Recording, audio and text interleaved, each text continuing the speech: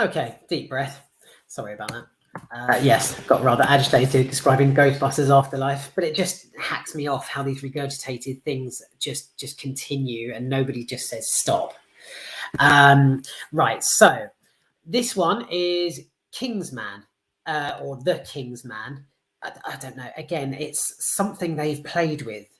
The original, the first movie of the franchise was just fantastic, with Taron Egerton, and it blew me away. It was just action packed. It was proper. It was almost like a grown up Harry Potter. I loved it. But yeah, The King's Man in 2021 was diabolical. So, right, we've got 2 films in a row like this now. So I'm going to try and get on with it. I almost couldn't get over how shocking this unrelated installment was. Unfortunately, I've managed to just mentally block, I think, Ralph Fiennes and Conrad Oxford's sort of attempt at continuing the franchise. If someone was to ask me, if someone was to ask me about The King's Man, my instant response, if they had asked if I'd seen it, what was it like, would be, it's completely irrelevant. It's not linked in any way to the movie, to the first and second film, basically. I think the second one had Julianne Moore in it. Her character was proper sinister. It was excellent. That's when it started to sort of, it pepped it up a bit. But The King's Man, 2021, just brought it down again. So, whereas Taron Egerton's sort of Springboard movie back in 2014 centered around this young chap's life altering drastically upon discovery of like a secret spy organization. Peppered, I must say, peppered with some brilliant like tools and gadgets that he has to use to take down the bad guys. The King's Man kicked this fantastical concept and all its accompanying attire. I say attire because it's set in a tailor shop. Well, some of it is. Just kicked it all to the curb. It was as though Ralph Fiennes and Conrad Oxford were acting like a couple who just bought out a small business. They stormed in, they tore out the shop's heart, they fired all the staff, redecorated, slapped some paint on the walls, and bang, they just transformed it into something else. The King's Man, it sort of fell from grace, I think, the whole thing, which is ironic because one of the major scenes actually takes place atop a gigantic cliff. The protagonist sort of desperately trying to claw his way up it. If that isn't a sign, I don't know what is. I think that was the only scene that stood out in The King's Man for me, actually, is the whole how they actually played it out. So the performance value, how intriguing and intense it was, the sort of lead character trying to reach his destination, fighting the bad guys along the way, and Gemma Arterton's character, Polly, helping him out. So you've got this very old-fashioned, it does have in places a very sort of old-fashioned streak because it comes just after the war. It's very wartime. Wardrobe's brilliant. Some of the action is brilliant. There, I can't believe I just managed to point out something good. The rest of it, I don't know. Gemma Arterton, I have to say, she's not a strange one. She's a sporadic one, isn't she? Gemma Arterton. You never. She's only sort of placed in specific films and at specific times. She's not quite made it into Hollywood, but the directors think she's good enough to sort of plonk her in and be the sort of the token British feminist kind of role. She's because I think, what was it called? Years ago, there was a film called Runner Runner with Ben Affleck, I think, and Justin Timberlake. She was in that, and she was the lead sort of sassy female character. And I just thought that was proper random, because not only does she sort of dot about in films, she's not consistent. She was then thrown amongst sort of Ben Affleck and Justin Timberlake, who are fucking massive. And there's this girl from, I don't know, Berkshire or wherever she's from in the UK, just sort of there being the lead sass. I like Gemma Arterton a lot. Her sister tried to sort of wiggle her way into Hollywood through, I think it was Walking on Sunshine. Incredibly, unbearably cheesy. So unbearably cheesy, I think I actually bought it when it was cheap years ago. So, Hannah Arterton. So she made it in. But she's not been in anything else, I don't think. I haven't seen her. Without looking on Google and researching, I don't know. But I physically haven't seen her. And Gemma, gem. She is literally a rare, sporadic gem. You will only see her, like, I was going to say, who else in Hollywood? Rose Byrne? You know Rose Byrne, who plays the mother in Insidious and one of the bridesmaids in Bridesmaids. She has that kind of thing where you don't see her for a good, 4, 5, maybe 6 years, and then suddenly she'll pop up again. She'll pop up again in something. So, yeah, I had to make that point. Gemma Arterton, you are fantastic and highly, highly effective. But what the fuck are you doing? Where are you? Why aren't you being cast in like Kate Winslet or I don't know, Kate Winslet? There's Felicity Jones, Angelina Jolie. All the other people. Oh, I won't say. Actually, I was going to say Margot Robbie. But Margot Robbie is in fucking everything at the moment. You don't see a trailer in the cinema that doesn't have Margot Robbie in it.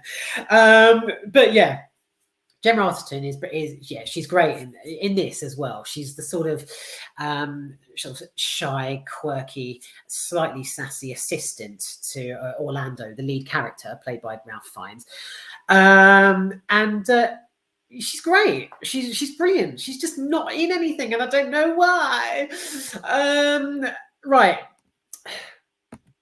There you go, Jamie. You got a mention. She didn't pay me for that. Right. What have I got here? I've got something written down that said the orgasms. Oh God. So the orgasm scene. Right. Okay, just let the light shift a bit. Okay, right. So there's a scene where, and it was incredibly unnerving, even for me. I mean, I've seen a lot of, unnerving stuff. I've seen all sorts of shit, all sorts of films, and loads of porn. But this scene of the Kingsman was, when it's so cringe and bizarre that it's basically unnecessary. There's a scene where Ralph Fiennes' character, he's having his leg massaged by Rasputin, and I mean, I have to say the Rasputin is great, played by Rhys Ifans. He's brilliant. He just embodies his whole character and his personality. He's absolutely terrifying as well. So yeah. Decent enough, that bit. So but I'll come back to that. I need to just wrap this up. So basically, yeah, Ralph finds his character is having his leg massaged by Rasputin. Fucking hell, the dust in here. And he starts moaning. He's like, his moans of ecstasy were just bizarre. I don't know what anyone else thought in the cinema, because the cinema was packed that day, I remember. And again, excuse the backlog, but this was last Christmas, exactly a year ago, that I saw this film. I remember the cinema was packed. I can't remember what anyone else thought, because you can sort of gauge the reaction from you can sort of gauge how the film's actually panning out by the people around you. That's what I like, the whole sort of richness of the reactions. I can't remember. It was fucking weird. And it reminds me, I suppose, of the way he was moaning. It was, oh God, it reminds me of me when I floss my teeth, I think. When the floss sort of like hits a bit of gum that's like proper Sorry, that wasn't. Yeah, so when I'm flossing my teeth, sometimes the floss will like it scratches a bit of gum. It's like a,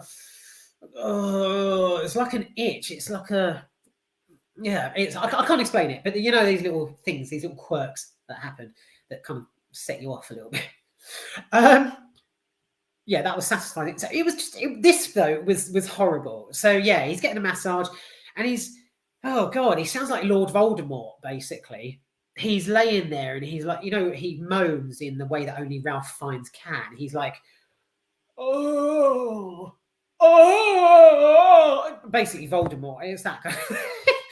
I can't believe I'm doing this, but you know, this is, to be fair, this is probably the only part of the film that was that most sort of that sort of engaged me most, because I wondered what the fuck was happening. So he's sitting there getting his leg massaged by Rasputin, something like Lord Voldemort, like, oh. Sorry. Okay. So yeah, it's, good God. It was fucking horrible. It was really weird, and I hated it. Okay, I'm going to say that. So right, yeah, nice, lovely, professional and personable film review, but I fucking hated it, and it really did. It was just confusing, and it was, again, it was part of a scene that that involved. It was quite homoerotic in a sense, because this guy who's getting his leg massaged, his son is also on the mission with him, and it's yeah, it's just not. It was just, it was shit. The King's Man is just complete bollocks from start to finish. Like how most of it's written, the buddy up between father and son, gate crashing a big party, pissing off into the next room Rasputin and getting an orgasm from a leg massage. Oh! Sorry, I'm having fun doing that now. So yeah, it was embarrassing, basically. This film, and like I say, if I can just quickly spiral back to Taron Egerton's film in 2014, I think it was just brilliant, right down to the finest gadget, where I think he even gets given a pen, like a sort of, it was very James Bond, but for, like, I think for young adults, he gets given a pen that shoots stuff. He's got stuff in his feet, like his clothes, his the things he's holding, the car that he's in shoots stuff. It was just fantastic. It was almost like a groundbreaking spy sort of. It took the whole spy James Bondy genre into just completely into a completely different direction and raised it to new levels. The second film brought it down a peg or two, but it was still decent, mainly because Taron's character got up to all sorts of shiz, and his sort of relationship, his character was actually built. It started to build really well.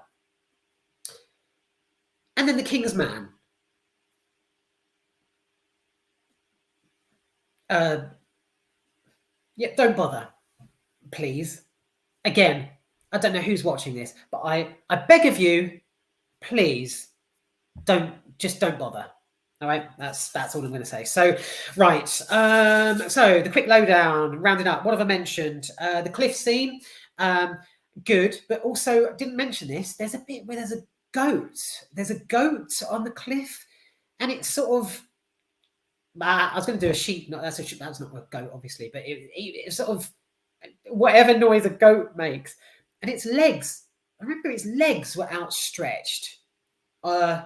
On the cliff as it's caught. It's obviously toppled off the top of the cliff, and it's just, I don't know what the fuck the goat was doing there. I really don't know what the relevance was. But yeah, that's and the orgasm leg massage scene are the only scenes that stand out for me, really. Gemma Arterton, absolute pleasure seeing you again. When will I see you again?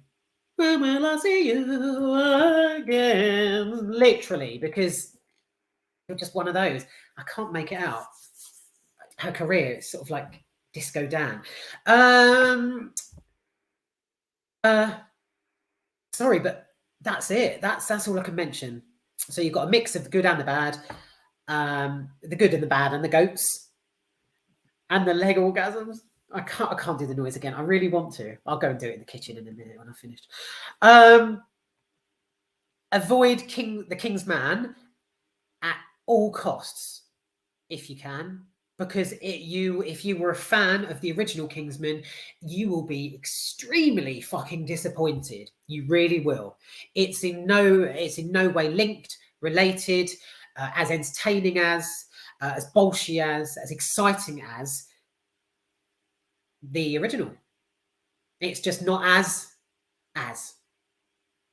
Right, I'm ending there. Orgasms and all. Right, need to get to the next one. Thanks for watching.